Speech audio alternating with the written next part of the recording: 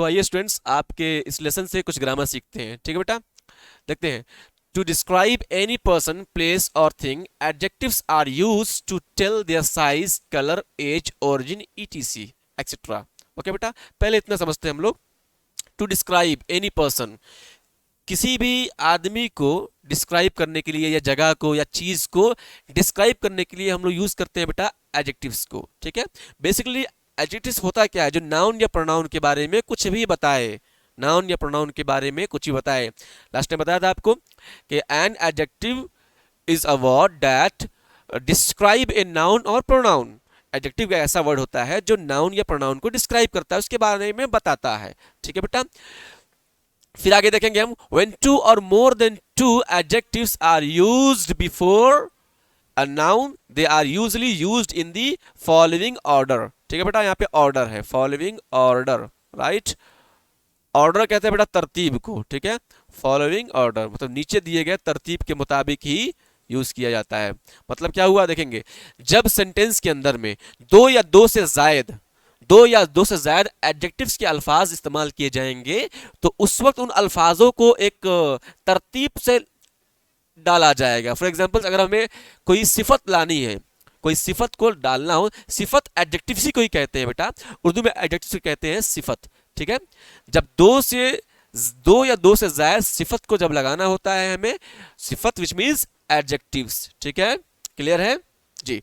जब दो से ज्यादा एडजेक्टिव्स को सेंटेंस में यूज करना होता है तो उसकी एक तरतीब होती है, उसकी एक तरतीब होती है। वो तरतीब क्या है, नीचे दी गई ये तरतीब है बेटा। ठीक है, फर्स्ट में ओपिनियन, साइज, शेप, एज, ये तरतीब बनेंगे बेटा। ठीक है, कलर, ऑरिजिन, मटेरियल, नाउन। ठीक है, जैसे कि हमारे सामने एग्जांपल है बेटा, देखेंगे हम। द बिग ओल रेड वुडन कार, क्या मतलब होगा, बड़ी पुरानी लकड़ी की, देखिए बड़ी पुरानी लाल लकड़ी की कार। ठीक है, अब द यूज नहीं करेंगे, ए करते हैं। A big old red wooden car, एक बड़ी पुरानी लाल लकड़ी की कार। ठीक है, आप यहां देखेंगे सीक्वेंस क्या है, इसकी ऑर्डर क्या रहा है। फर्स्ट में बिग यूज किया गया, बिग क्या है, साइज के बारे में बता रहा है बेटा, फर्स्ट साइज आया ना, साइज। ठीक है, आगे देखते हैं। उसके बाद हमें शेप के बारे में पता चल रहा है। ओके, साइज क्लियर हो गया। Old, age. ठीक है, जाहिर सी बात है बहुत ज्यादा यूज किया गया नहीं है, बहुत सी चीज, बहुत से एडजेक्टिव को यूज नहीं किया गया है सबके अकॉर्डिंग, लेकिन सीक्वेंस ऐसी बनेगा धीरे धीरे। ठीक है, ओल्ड, एज, न्यू। ठीक है, ओल्ड यूज किया गया, न्यू हो। ठीक है, कुछ भी इसमें हो सकता है। ठीक है बेटा, रेड कलर का बताया गया है। देन वुडन विच मीन्स बताई जा रही है मटेरियल कैसे यूज किया गया है। ओरिजिन, ओरिजिन मतलब वो चीज कहां की है। ठीक है, अगर मैं यहां पर लिख दूं वुडन इंडियन कार, अगर मैं यहां लिख दूं इंडियन कार, इंडियन कार।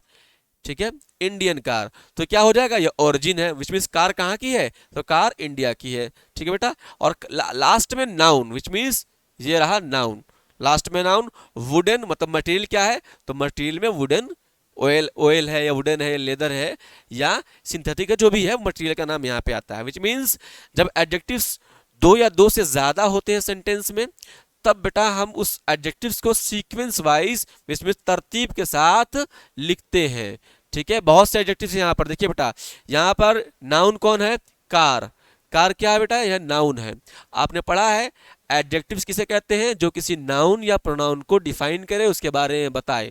तो यहाँ पर हमारे पास एक कार है, कार के बारे में क्या बताई जा रही है, विच मीन्स क्या क्या बताई जा रही है। देखिए ये कार तो है, पर वो कार कैसी है, बड़ी भी है, ओल्ड पुरानी भी है, रेड लाल भी है, और क्या है, लकड़ी की भी है। तो एक कार के बारे में इतनी सारी एडजेक्टिव्स का यूज किया गया है, इतनी सारी सिफत को बताया गया है।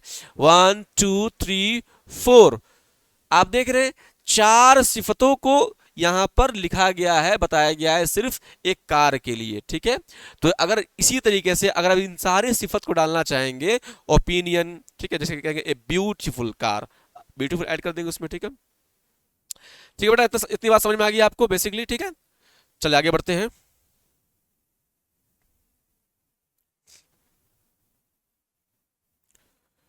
Okay,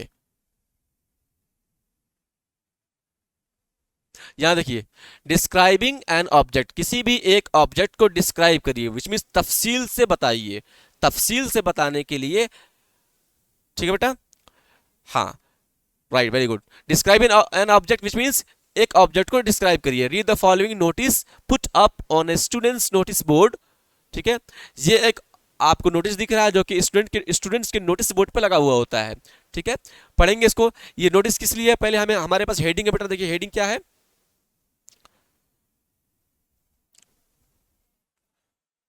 all, okay, heading lost which means notice किसी के लिए, कोई चीज खो गई है उसके लिए नोटिस दिया गया है। क्या नोटिस में, I have lost my wrist watch, it is a Titan Classics ladies wristwatch. It is a small and diamond shaped with a golden dial and a black strap. Water resistant. Is marked on the back of the dial. The finder is requested to return it to the undersigned. Monisha 10th B। दिख रहा है बेटा आपको, यहां पर क्या कही जा रही है, नोटिस लिखा गया है। आपकी भी कोई चीज खो जाए अगर, या किसी की कोई चीज खो जाए, तो नोटिस बोर्ड पे लगाने के लिए एक नोटिस लिखा जाता है।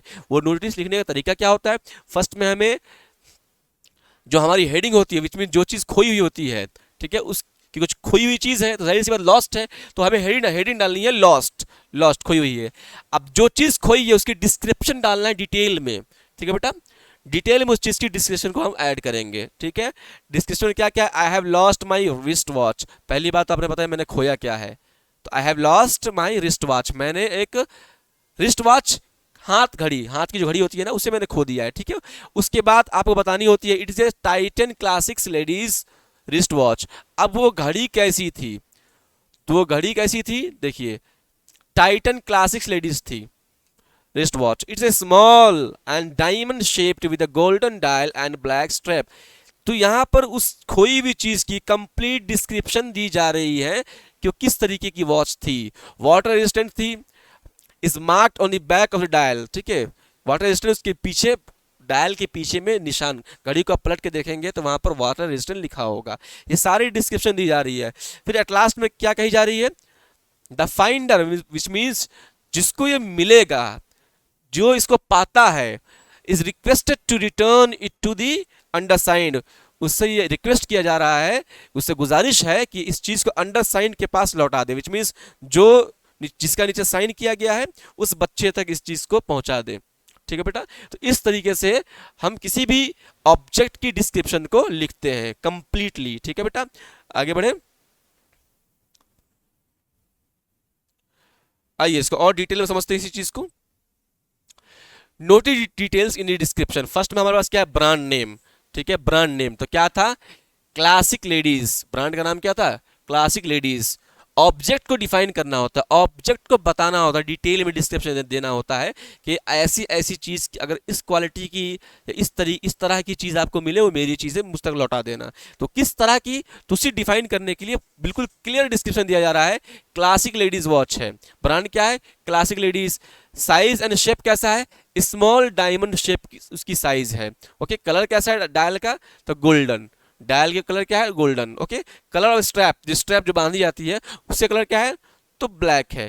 तो ये डिस्क्रिप्शन हमें देना होता है अपनी खोई हुई चीज के लिए, किसी भी ऑब्जेक्ट के लिए, ठीक है बेटा, ताकि जिसे वो मिले वो समझ जाए कि नहीं ये वही चीज है जिसके बारे में नोटिस लगाया गया है। आइए देखिए, okay, you lost a briefcase containing important documents while traveling by bus. Complete the following notice to be inserted in a newspaper. Include all the details describing the briefcase and its contents. Give your contact number and address. Okay? अब यहाँ पर आपको एक situation दी जा रही है बेटा। Situation ये है कि आपकी एक ब्रीफ केस जानते हैं ना आप, ब्रीफ केस जो हाथ में लेके चलते हैं, वो आपकी ब्रीफ केस खो गई है। कहाँ खोई है, आपको प्लेस भी बताया गया है यहाँ पे, आप देखें ध्यान से, आपकी एक ब्रीफ केस खोई है ट्रैवलिंग बाय बस, जब आप बस से सफर कर रहे थे तब आपकी एक ब्रीफ केस खो गई है, ठीक है, जिसमें बहुत ही इंपॉर्टेंट डॉक्यूमेंट्स हैं। बहुत ही इंपॉर्टेंट क्या है उसके अंदर, डॉक्यूमेंट्स है, कंटेनिंग इंपॉर्टेंट डॉक्यूमेंट्स, ठीक है। अब आपको करना क्या है, कंप्लीट द फॉलोइंग नोटिस। अब ये नोटिस जो आपको दिख रहा है इसे कंप्लीट करना है। कैसे कंप्लीट करना है, इंसर्टेड इन अ न्यूज़पेपर, ठीक है। Include all the details describing the brief case and it's contents. आपको करना क्या है, डिस्क्राइब करना है अच्छे से, बिल्कुल कंप्लीटली, किसे, उस ब्रीफ केस को, कि ब्रीफ केस कैसी थी, किस शेप की थी, किस ब्रांड की थी, किस शेप की थी, किस कलर की थी, और उसके अंदर क्या क्या है ब्रीफकेस के अंदर में, और क्या क्या चीज़ें हैं, इनको बहुत अच्छी तरीके से अगर आपको क्या करनी है, डिस्क्राइब करनी है, ठीक है। और उसमें कॉन्टैक्ट नंबर भी आपको उस नोटिस पर देना है, और नोटिस को कहाँ भेजना है, न्यूज़पेपर में, ताकि वो न्यूज़पेपर उस चीज़ को अपने पेपर में पब्लिश करे और लोगों तक चीज़ें पहुँचे, ठीक है बेटा। ये आपके पास नोटिस है, इसको आपको कंप्लीट करना है, ठीक वैसे ही जैसे कि हमने यहाँ पर देखा है। फर्स्ट में आपको ब्रांड नेम लिखना है, ठीक है बेटा। देखिए फर्स्ट में आपको क्या करना है, ब्रांड नेम, विच मीन्स जब नोटिस लिखना शुरू करेंगे तो ब्रांड नेम चेक करिएगा। तो ब्रांड नेम क्या हो, जो भी ब्रांड नेम आपकी सूटकेस का होगा, नहीं है उसमें तो आप डाल दीजिए, किसी भी ब्रांड को आप डाल सकते हो उसमें, ठीक है बेटा। क्लासिक लेडीज डालिएगा, फिर साइज आप लिखिएगा, साइज कैसा है, स्मॉल है, डायमंड है, शेप किस साइज का है वो, कलर क्या है उस सूटकेस का, ठीक है बेटा। फिर इसके अलावा कलर क्या है उसके स्ट्रैप का, स्ट्रैप विच मीन्स सूटकेस के कलर देख लीजिए। उसके बाद स्टेप्स हैं, तो जंजीर अगर लगी हुई उसके अंदर है वो किस तरह की है, ठीक है। कैरी करने के लिए, होल्ड करने के लिए उसके ऊपर जो स्ट्रिप दिए गए हैं उसके भी कलर को आप इससे मेंशन कर सकते हैं, ठीक है बेटा। तो इस तरीके से हम डिस्क्रिप्शन को लिखते हैं। ख़त्म करने से पहले बेटा एक बार और अब मैं चाहता हूँ इस चीज़ को आपको समझा दूँ वापस से, ठीक है बेटा। देखिए ये बहुत मुश्किल नहीं है, कहीं आप सोच रहे होंगे कि सर ये समझ में नहीं आ रहा है, ये एडजेक्टिव्स बहुत मुश्किल लग रहा है, तो बेटा उतना भी मुश्किल नहीं है। आप इतना समझिए, सिंपल थोड़ा समझते हैं आसानी के लिए, ठीक है। बेसिकली एडजेक्टिव्स कहते किसे हैं, एडजेक्टिव्स का काम क्या होता है, मैंने इससे पहले बताया। एडजेक्टिव्स किसी नाउन या प्रोनाउन को बताता है। नाउन जैसे कि हामिद, अकरम, सुहानी, गीता, बबीता, अरबाज, सुहेल, जो भी नाम है ये नाउन हो गया। प्रोनाउन क्या है, जब इनका नाम ना लेकर इनके बदले में ही, शी, इट, दे, वी, है ना बेटा, ये यूज करते हैं, इसको प्रोनाउन कह देते हैं, ठीक है। अब हमें इनके बारे में कुछ कहना हो उससे एडजेक्टिव्स कहते हैं। जैसे हमें कहना है कि गीता एक अच्छी लड़की है, गीता एक अच्छी लड़की है, तो हमने अच्छी लड़की है, तो गीता को मैंने क्या कहा है, अच्छी लड़की है। तो अच्छी बात किसके लिए हो रही है, गीता के लिए हो रही है, जाहिर सी बात है। अगर मैं लिख के बताऊं बेटा आपको, तो आप देखिए इसको, शायद आपको अच्छे से और समझ में आ जाएगा। Okay here we go. देखिए हमें कहना है बेटा गीता एक अच्छी लड़की है, Geeta is a good girl. आपको दिखा sentence, Geeta is a good girl, तो यहाँ पे नाउन कौन है, आप पहचाने इस सेंटेंस में नाउन कौन है, तो जाहिर सी बात है नाउन क्या है, गीता है। अब नाउन गर्ल भी है, ठीक है, पर हमें फर्स्ट को देखना है, इज ए गुड गर्ल, ठीक है। गीता अच्छी लड़की, is a good girl, good good girl, Geeta तो लड़की है ही है, ठीक है। अब यहाँ देखिए गीता के बारे में क्या कही जा रही है, हमने पढ़ा है कि एडजेक्टिव किसे कहते हैं, जो किसी नाउन या प्रोनाउन के बारे में कुछ भी बताए, प्रोनाउन के बारे में या नाउन के बारे में कुछ भी बताएं। तो नाउन है, इसके बारे में बता रहा है गुड होना, क्या बताया जा रहा है, गुड होना, मतलब अच्छा होना, तो ये क्या हो जाएगा बेटा, एडजेक्टिव, ठीक है। यहाँ पर कुछ भी हो सकता है, मैं कहूँ गीता एक अच्छी लड़की है, Geeta is a good girl, मैं कहूँ गीता एक लंबी लड़की है, Geeta is a tall girl, ठीक है, गीता इज स्ट्रॉन्ग गर्ल, मजबूत लड़की है। मतलब गीता के बारे में कुछ भी कहूँ, चाहे वो लंबी है, छोटी है, नाटी है, मोटी है, काली है, गोरी है, कुछ भी डिफाइन करूं उसे ही कहते हैं एडजेक्टिव्स। बात क्लियर हो गई, इतना समझ गए, ठीक है। अब और समझते इसमें क्या कहा गया है। आप सोच रहे सर आखिर इसमें क्या कहा गया है, सिंपल है बेटा, ठीक है, कुछ नहीं है, हमें एडजेक्टिव ही लिखना होता है। अब यहां बता रहा है अगर एक से ज्यादा एडजेक्टिव आ जाए, जैसे कि यहां पर क्या है, सिंपल में एक ही एडजेक्टिव दिया गया, एक ही है ना, गुड, सिर्फ अगर एक से ज्यादा आ जाए तो वो कैसे लिखेंगे, विच मीन्स एक के बाद एक को कैसे पुट करेंगे, बहुत सिंपल है। हमें उसमें ध्यान देना है, पहले opinion, size, shape, age, colour, origin, materials, nouns, इन सब का ख्याल करना। पहले हमें ओपिनियन देखना है, उसमें क्या वो जो एडजेक्टिव यूज करे ओपिनियंस दे रहा है वो, अच्छा ओपिनियंस क्या मतलब, अच्छी है, जैसे अगर मैं आपसे कहूँ खूबसूरत, अच्छी, देखिए है ना खूबसूरत, या अच्छी दिख रहा है आपको, अच्छी, गुड, अच्छी, तो ओपिनियन ही है। किसी का अच्छा या बुरा होना या आपका अपना ओपिनियन हो सकता है। सपोज करिए हम दो दोस्त बैठे हुए हैं, किसी तीसरे के बारे में बात कर रहे हैं, सब एग्जांपल समझते हैं, अकरम और सोहन दोनों दोस्त हैं, ठीक है, दोनों सुहानी के बारे में बात कर रहे हैं।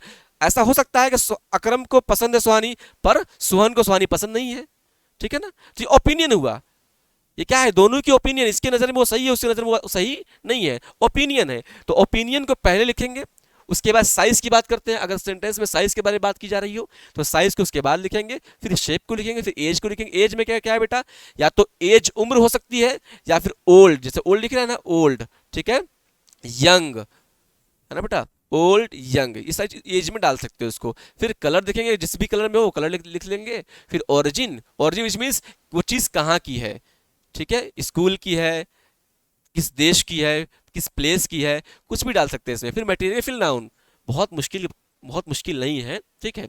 आप बेसिक सीख लीजिए, एडजेक्टिव्स कहते किसे हैं और किसके लिए इस्तेमाल किया जाता है, ठीक है। अभी हमने समझ लिया एडजेक्टिव कहते हैं सिफत को, किसी के बारे में कुछ भी बताने को एडजेक्टिव कहते हैं, कुछ भी, ये कुछ ही तो है। मैं कहूँ अकरम अच्छा है, अकरम बुरा है, अकरम नाटा है, अकरम लंबा है, तो ये जो बात कही जा रही है ना, कुछ भी तो कही जा रही है ना, सब बात किसके बारे में हो रही है, अकरम के लिए कही जा रही है। तो जितनी बातें भी कही गई अकरम के लिए, तो वो चीज़ क्या कहलाएंगी, एडजेक्टिव्स कहलाएंगी। बहुत इजी है। और उसको यूज़ कैसे करेंगे, तो ये सीक्वेंस है, ऐसे ऐसे यूज़ करेंगे, ठीक है। बहुत मुश्किल नहीं है, ज़्यादा दिमाग पर लोड मत लीजिए, ठीक है। जितना कहा गया उतना समझिए और एक्स्ट्रा इसको समझने की कोशिश कर लीजिएगा, ठीक है बेटा। तो चैप्टर कंप्लीट कर चुके हैं बहुत अच्छे तरीके से। मेरे जहन में ये बात थी कि शायद आपको एडजेक्टिव समझने में दिक्कत हुई होगी, इसलिए वापस से उसको रिपीट कर दिया हूँ बेटा, ठीक है। चले, आज के लिए इतना ही, फिर मिलते हैं अगले लेसन में इंशाअल्लाह।